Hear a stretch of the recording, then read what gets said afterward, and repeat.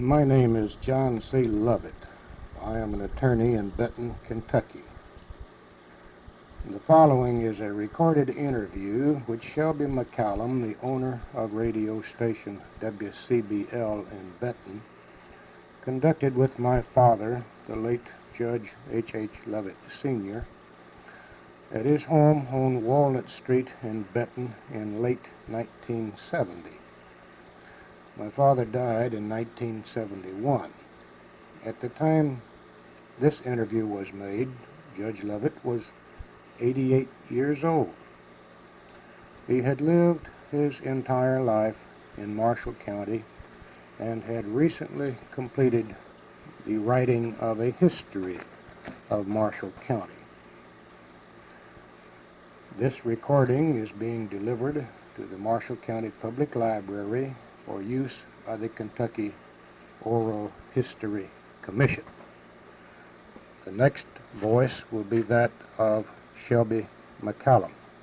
I'm Shelby McCallum, and I'm in the home of Judge H. Lovett, one of Marshall County's most distinguished citizens and perhaps Marshall County's most famous living citizen. Judge Lovett is well known to people not only in Marshall County but throughout western Kentucky. He is known for many things, but one of the things we're going to sort of explore today is his knowledge of history and some of the humorous anecdotes that he has told throughout the years. I think to start the conversation this morning, we'll just ask Judge Lovett to open by giving us some of his thoughts about and remembrances and reminiscences of early Marshall County history.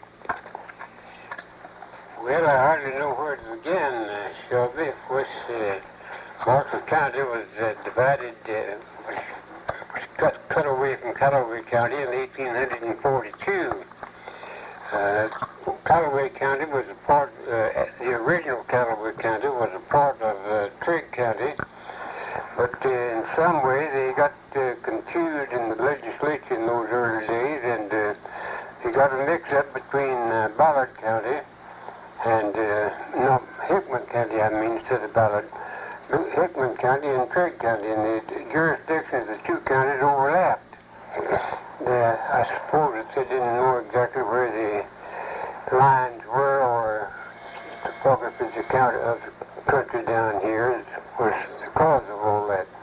But in reality, this part of Callaway County was originally a part of Trigg County.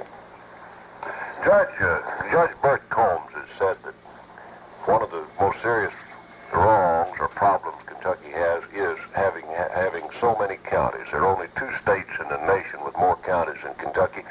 Why do you think we ended up with so many more counties than all of the other states our size?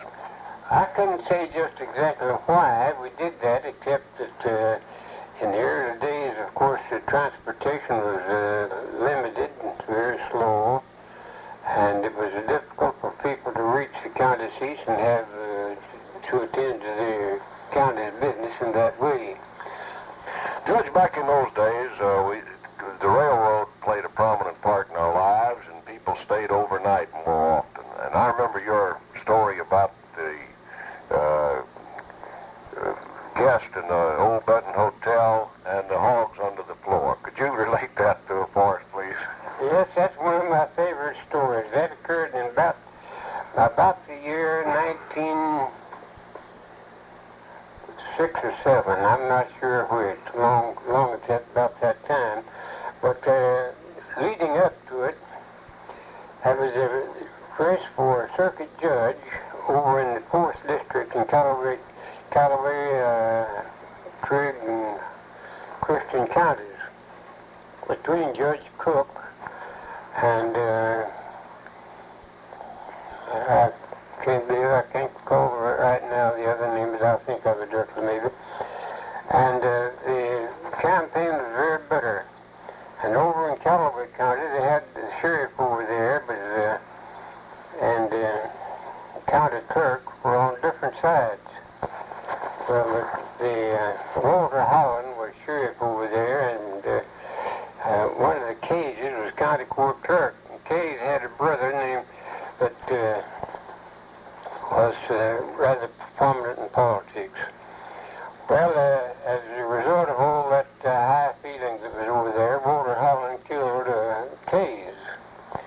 and he caused considerable, well, there's almost a few that grew up, and it's just Cullowhee County is still, some few of them still feel the result of that incident about 65 years ago.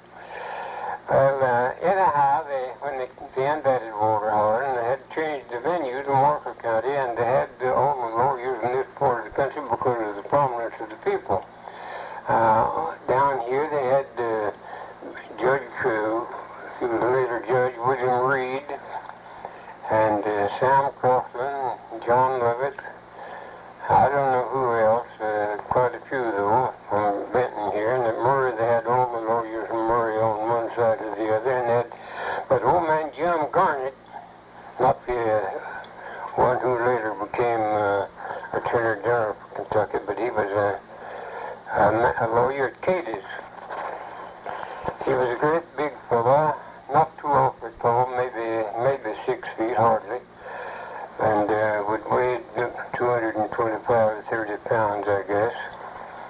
And a little bit aged, but he was one of the attorneys. And he came down here. At that time, we had an old hotel over on the south side of the square. It's an old frame building.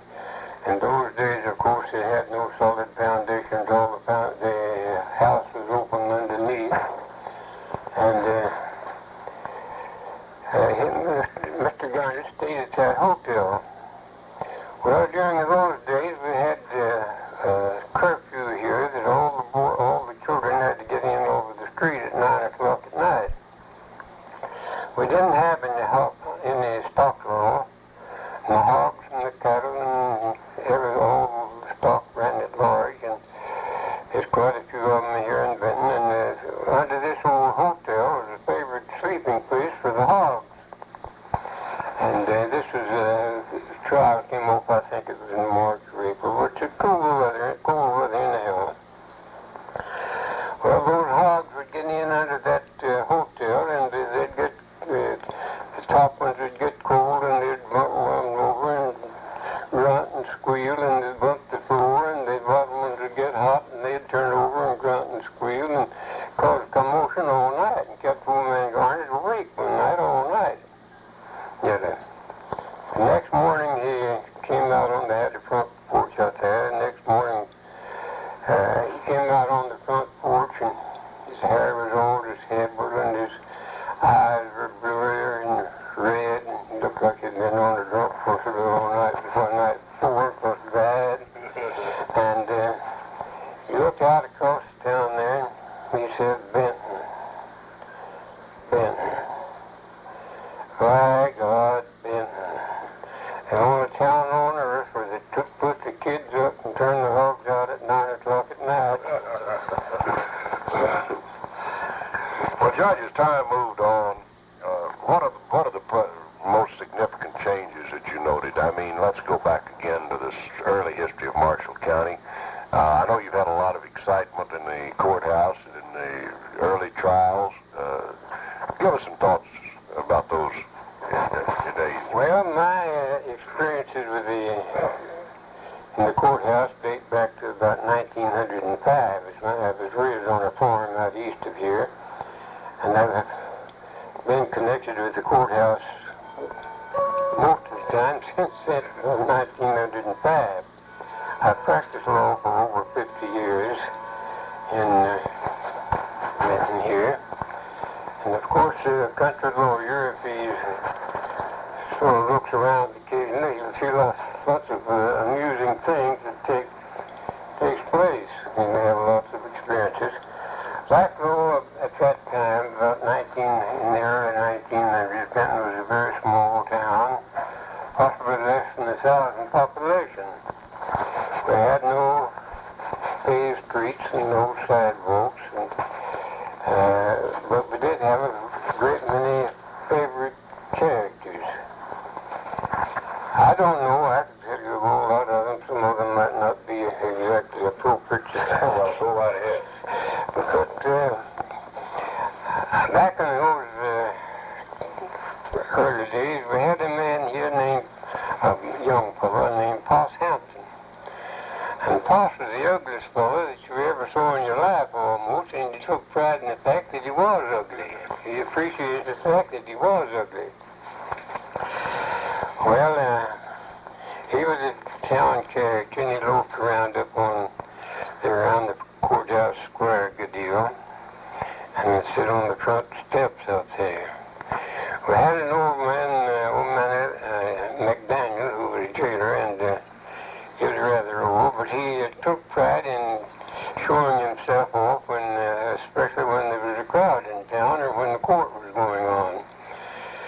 Well, we had the porch extended out upstairs, the courtroom was upstairs, and there was a porch there that extended out over the front steps. And it was a custom in those days to let the witnesses who came to court stay out in town until they got ready for them, and then they would call them and for them to come in. And old man McDaniel was the one that usually did the calling. He had a loud stentorian voice. You could hear him to the depot from the courthouse, called man. And he'd get out there and he'd call the man's name for a witness, and he'd come in. Well, we had two lawyers here, Lawrence Cooper and Corey Reeder were up there one day trying a case. And one of the other of them, I don't know which one it was,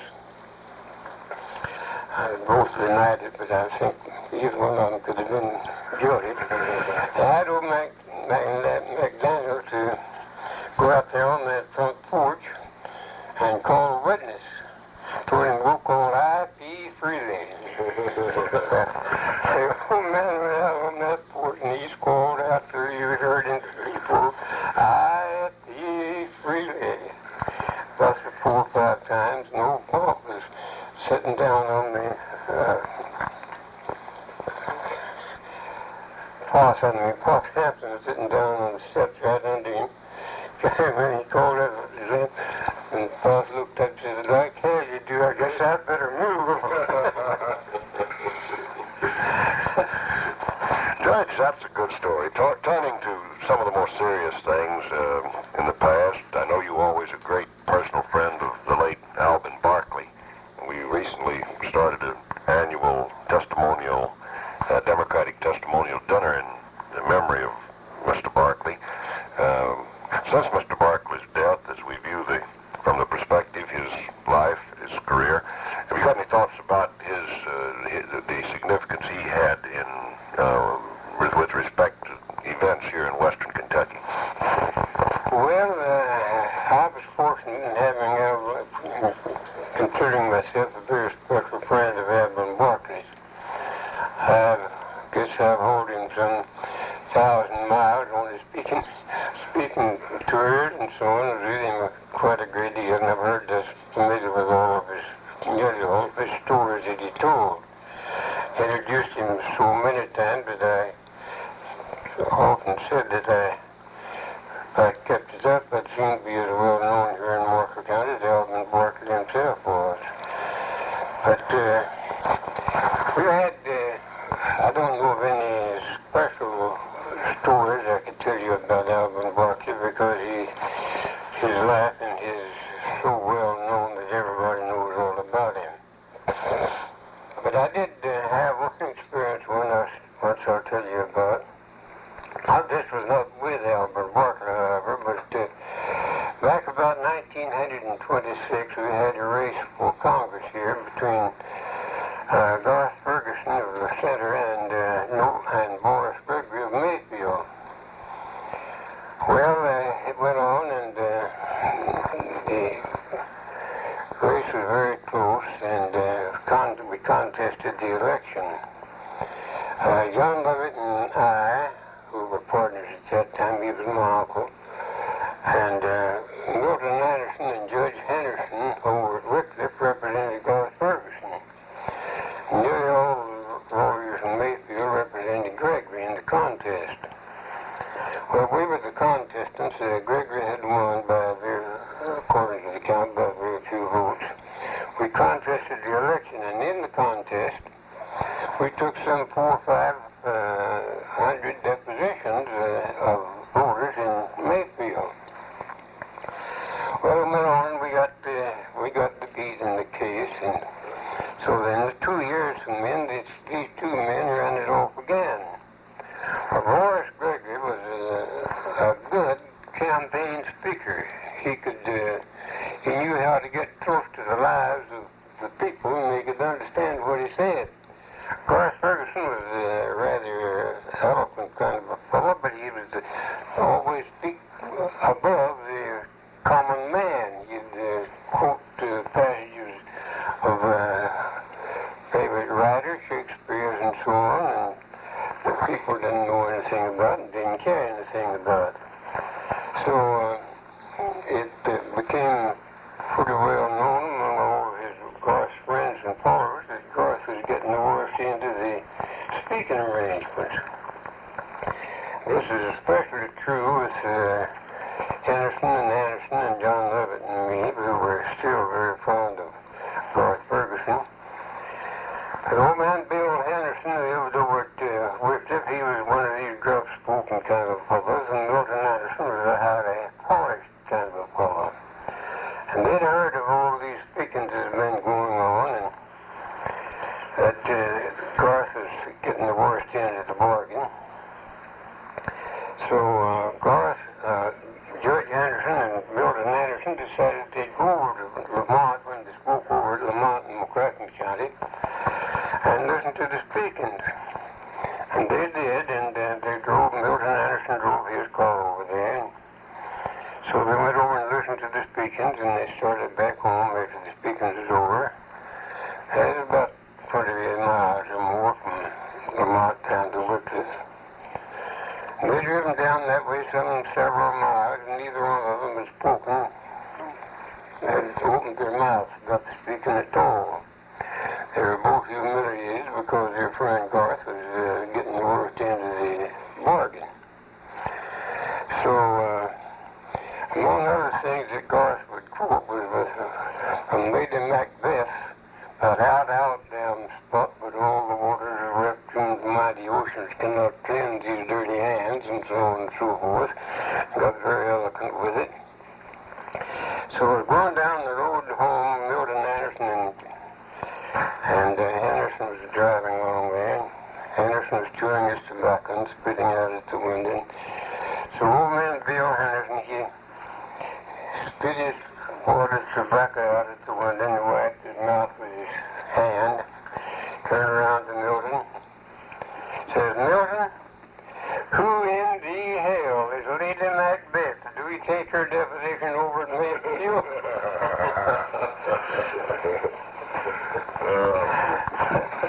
Judge, I remember that you received considerable publicity from even the Metropolitan Press before World War II, I believe, if my memory serves me right, by capturing a singing mouse. Could you give us the details on that story? Oh, the singing mouse, my wife and I in here now. The first singing mouse I ever heard was when I was teaching school down in Bardwell. But we were here in this room, and Davenant over there next to the window, and we heard the mouse in that Davenant. Well, we closed all the doors and so on, and got after that mouse, and you should have seen us chasing that mouse around over the floor. And so we finally caught him and put him in the cage. And he would sing, you could stir the cage a little bit, shake the cage a little bit, and he'd sing just like a canary. You never saw. I'm surprised there was another singing mice, huh? Not the first one, in other words. There was a singing mouse that you'd heard of previous to this one. I heard one down at Bardwell. Oh, I see. That was in the home of Roy Shelburne's father. Was one at Bardwell that we had heard down there. There was a singing mouse that what was the outcome? Whatever happened? I know you had him up at the office. Weldon Nelson was going to school at Murray, and he wanted to take that mouse to Murray to the college up there to exhibit the mouse and so on the college. And I let him take it up there, and I never did see it anymore. I don't know what happened to it. I don't know what became of the singing mouse. Judge, you have always been active in the affairs of the Methodist Church. I've heard you many times on the radio and teaching the men's Bible class. And I know you've been changes that have occurred. What do you think about our religious life in our community and in our country today? Well, Shelby, I can hesitate to say what I really think. One thing, of course, I'm a member of the Methodist Church and have been ever since I was a child. And I was a very devoted Southern Methodist. Back in 1939, they had to move for the Northern Methodist and the Southern Methodist to combine. One of the greatest mistakes in the church I ever made is when I advocated that combination between the two churches. I thought at that time when I was advocating that it would be a good thing if the two churches could get together and work together in common. But in less than 2 years after they consolidated, I saw that the Southern Methodist Church had made a mistake. That instead of cooperating with us, the Northern Church just took us over completely. I saw that we made a mistake. Since that time, the Southern Methodist Church has been losing members. I have talked about that in the Sunday school quite a few times. Possibly you've heard me talk about it quite often. And about our losing members. Well, a few years ago, 2 or 3 years ago, they again changed our church, our Methodist church. And they call it the United Methodist Church now. As a result, the Memphis Conference last year lost over 1,800 members. The Methodist Church has been losing members ever since 1939 when we united with the Northern Church. The trend of the churches, not only the Methodist Church, but all the churches and nearly all the prominent churches, has been to get away from some of the fundamentals of Christianity.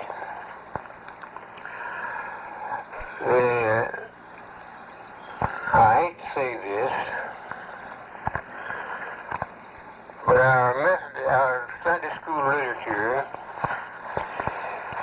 has been full of communist propaganda for the last 10, 15 years. Our churches are full of communism. Not only communism, but what is worse, is a form of atheism. They no longer preach and teach, especially in the North, the virgin birth of Jesus Christ. I think that the future of Christianity is rather dark. Now, I won't quantify that too directly. Back in the early about the 10th, 11th century, the world went through a period of dark ages. Christianity was preserved by the friars and the monks hiding the manuscripts of the Bible, the scrolls of the Bible, in caves and so forth. Thousands and thousands and hundreds of thousands of people lost their lives on account of their adherence to Christianity. Back in about 1939, I made a talk at Sunday school here, in which I predicted that if things didn't change, that Christianity would go through another period of dark ages. It looks dark to me now. The future of Christianity does. But Christianity will survive.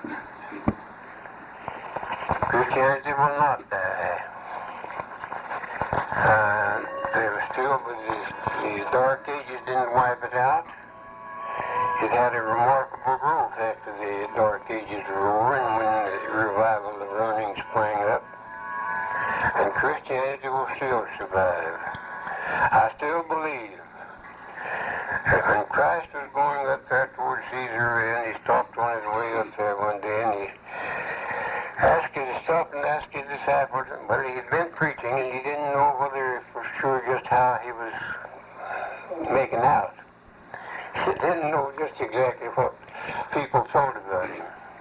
He turned to his disciples and said, "Who do the folks say that I am?" He wanted to know what people were saying about him. Well, his disciples said, "Some say that you're one of the prophets, and some say you're Elias, and some say that you're John the Baptist, and so on." And he turned to them and he said, "But who say ye that I am? Who do you disciples say that I am? You've been with me now for about 2 years and following me around here in my preaching. Who do you say that I am?" Well, old Peter, who was spoken to the crowd, spoke up and said, "Thou art the Christ, the Son of the living God." Christ said there, "Son of flesh and blood did not reveal this to you, Peter, but my Father who is in heaven. And I say unto you that thou art Peter, and upon this rock, upon this confession of faith that you've just made, upon this statement that I am the Christ, the Son of God, I will build my church, and the gates of hell shall not prevail against it." I believe it. Well, Judge, that's certainly very interesting. Continuing on a rather serious vein, we hear a lot about juvenile delinquency. Just what you've always been close to young people and kept young in spirit. I know that. What do you think about the youth of today? I'm still got lots of confidence in the children and the young people of this country. I know that we talk a great deal about juvenile delinquency, but juvenile delinquency is a result of adult delinquency. This fad that's going on now will play out. Of course, I know that things look pretty dark among the young people, but it's not any worse among the young people than it is among the older people. And the more intelligent, the more cultured, the more refined element of the young folks are going to get disgusted with all this stuff. And they are getting disgusted with it already. They're going to drop it. Well, hundreds of thousands of the others are going to see that the present marches and all this hippie stuff is going to become disgusted. They're all going to become disgusted with it. And we're going to get out of it. We're going to come to it, yes we are. The young folks of the world, I never saw a mean child in my life. When you just, a real child that was really mean. They grow up into meanness from what other folks do to them. Judge, turning back to pages of history slightly, what was life like here in our county back in World War I in that period? I know travel must have been considerably different. I think we relied rather heavily on the railroads, but I know leading up to this, I know big singing has survived, but I think present travel modes have had a lot to do with the character of big singing. Oh yes, it has almost everything to do with the change in the big singing. Now, I remember back even as late as World War I. The railroad here used to run special trains. We'd have 2 trains each way. 2 trains would come out from Paducah each morning, one about 8 o'clock and one about 9. And there were 2 coming down from Paris each day. I've seen Poplar Street from the depot to the courthouse lined with people on both sides and in this walking up the street that would come in on those trains. And people would come for miles around in wagons and on horseback and on foot and buggies and in different kinds of every means of conveyance they had. They would bring their lunch and they'd stay all day. They'd come early and they'd stay all day. Well, one reason for that was it was more of a homecoming than it is now. Well, back then transportation was slow, it was slow moving, and the people out in the country didn't meet as often as they do now. They didn't see each other as often as they do now, and it was a great homecoming time.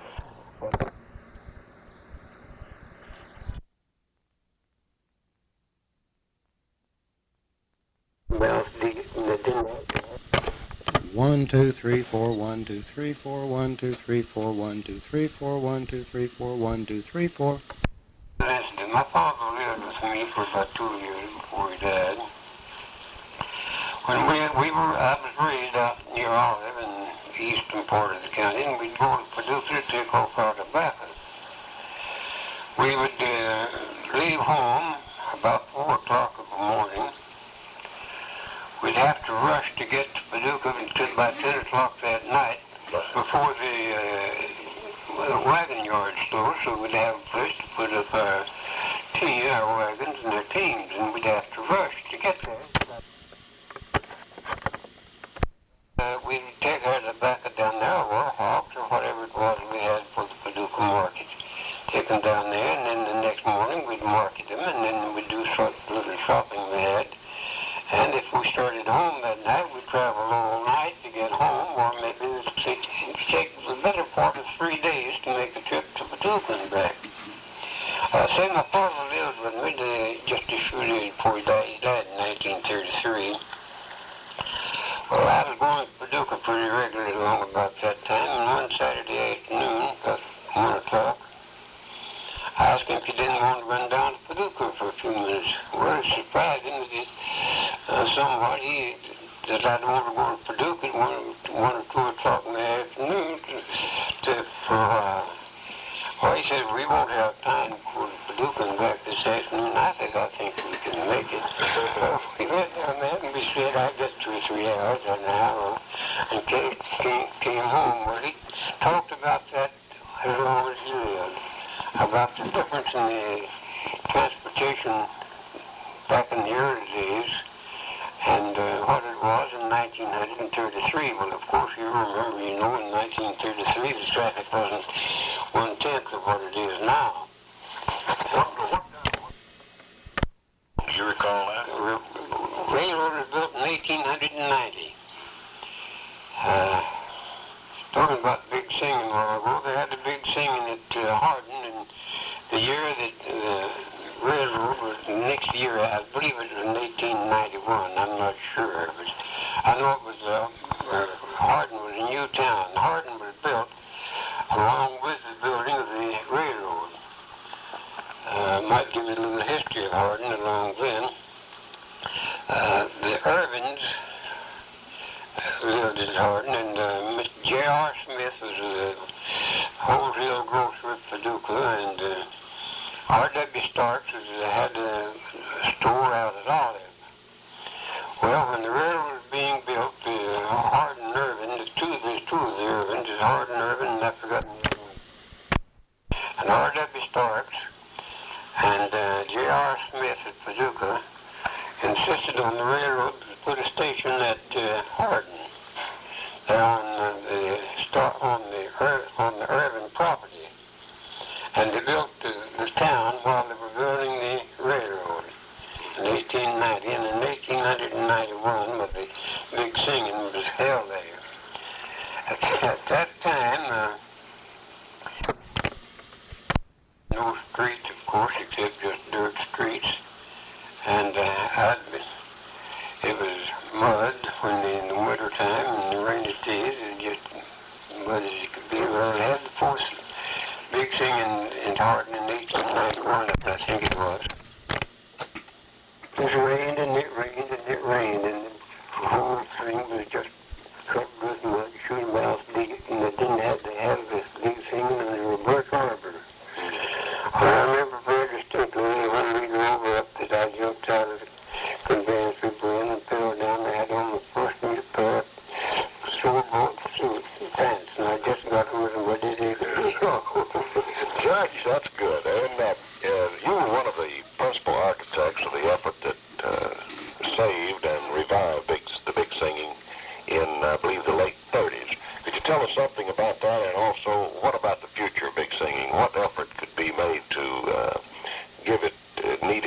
us to continue to survive?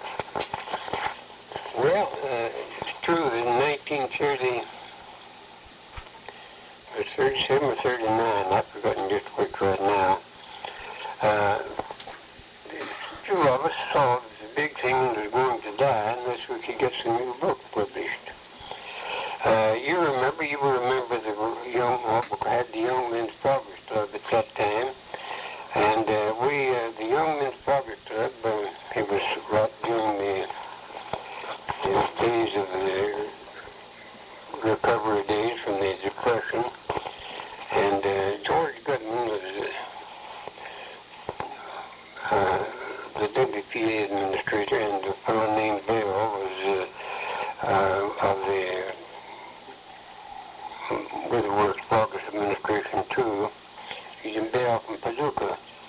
Well, the Young Men's Progress Club conceived the idea of republishing this old book. The newest book at that time was the last book published before that was published in 1854. So the Young Men's Progress Club took it up, and through the assistance of the WPA, we got the book republished at that time. I remember very well that we raised $1,000 here, and the way we raised that $1,000, we agreed to buy. They agreed to give us 1,000 books for $1,000 to get it republished. And so the way we did that, we bought the books. We bought $1,000 worth of books for $1 a piece, and then the Young Men's Progress Club sold those books and distributed them out among the people, and that's the way we revived that part of it. Well, just a few years ago, Dr. Wilcox from Los Angeles issued another publication of The Big Singing. The Big Singing is not what it used to be in the way of having people here, but it's unique in the fact that it's the only singing of its kind, of this particular kind, that is anywhere in the world that we can find out anything about. The New York papers, Chicago papers, and even San Francisco and Los Angeles papers carry accounts of the big singing that's held here in May. That's a wonderful thing for Marshall County that we can carry on this. It's a tradition that ought to be kept alive, and I think it will be kept alive. We have good leadership now, the Nichols family, and quite a number of other leaders, and the young people are taking quite an interest in it. I think it'll last at least for 100 years. I hope it does. Yeah. Judge Lovett, continuing our interview, you've talked about transportation in early days, and we're wondering about, there must have been some anecdotes and some humorous stories relating medicine and dentistry. I know you must have had some characters, as every community had, who practiced medicine, and also some interesting people who practiced dentistry. I don't mean to be speaking in a derogatory manner about these people, but I know we had no anesthetics, and we lacked the modern techniques. Have you any thoughts about early health problems in Marshall County? Well, several years, many years ago, I've had trouble with my teeth ever since a child. I had trouble with my baby teeth. But I had a lot of trouble with them. Dr. Klaus came here all along about, I don't know, about 1905, I guess, 4 or 5, sometime along then, as a young dentist. And Dr. Klaus and I were good friends anyhow. And he treated my teeth. Well, along about 1907 or 8, I don't know which it was. Of course, back at that time, we didn't have any anesthetic or any painkillers or any kind. You had a tooth pulled, you just had to pull it. That's all. you endured it the best way you could. But I've been having a lot of trouble with my teeth, and I went to Dr. Klaus one evening, and I had one that was abscessed. So he looked at it and he said, well, he'd give me something, maybe he could keep it till the next day, or maybe he could keep it not having to pull it out. But he's living down there at his mother-in-law's end, and he had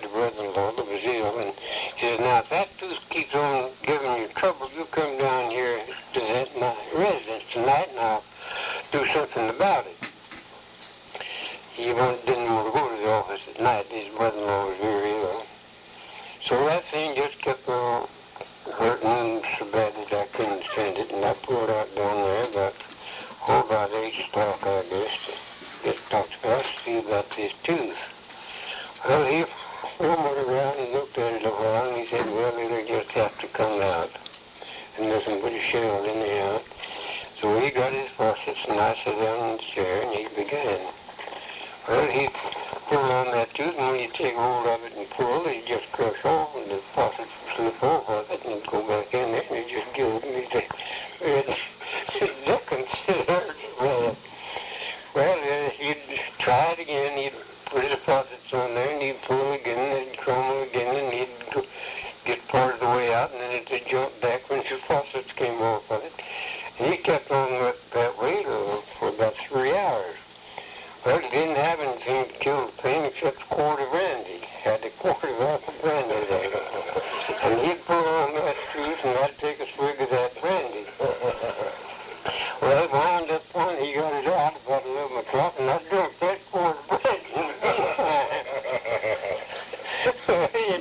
He asked me, said, you want me to take you home? I said, no, I can go home all right. I can go.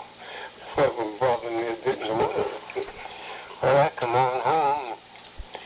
Finally, I got off to sleep that night. It quit hurting. Yes, for a week after that, every time I'd take a drink of water, I'd get drunk.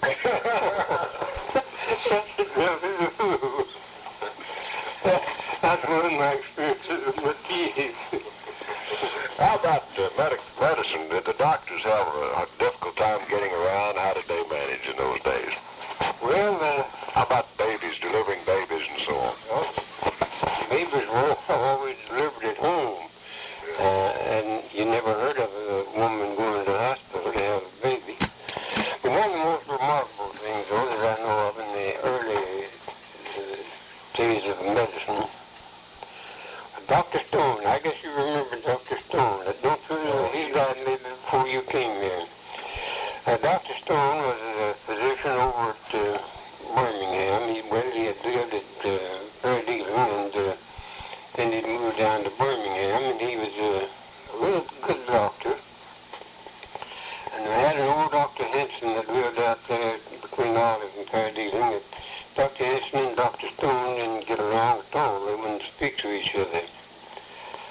But I had several other doctors in the country around out there. And Oldest Price, a brother to Judge Price, got a leg ground off in the wheat thrasher one day. Just he fell in the wheat thrasher, and it just ground his leg off up to his knees. Well, of course, that was a serious injury in those days, and he didn't have him in the hospital to rush him to. And they sent runners out, didn't have any telephones, and they had sent runners out for doctors all over the country. And so they sent to Birmingham for Dr. Stone, they sent for Dr. Henson, Dr. Wilson over at Olive, and over here for Dr. Stiller, and Dr. Robertson, I believe, was with him at that time. So they just rushed the doctors over there as fast as they could.